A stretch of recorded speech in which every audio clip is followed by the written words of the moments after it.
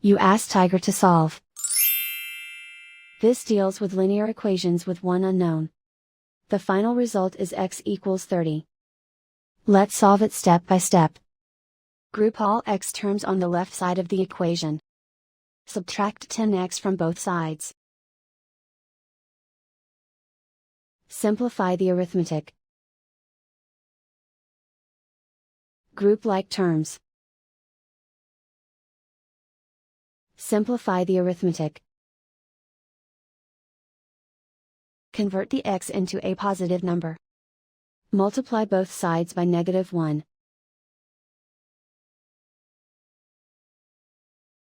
Remove the ones. Simplify the arithmetic. And so the final result is x equals 30.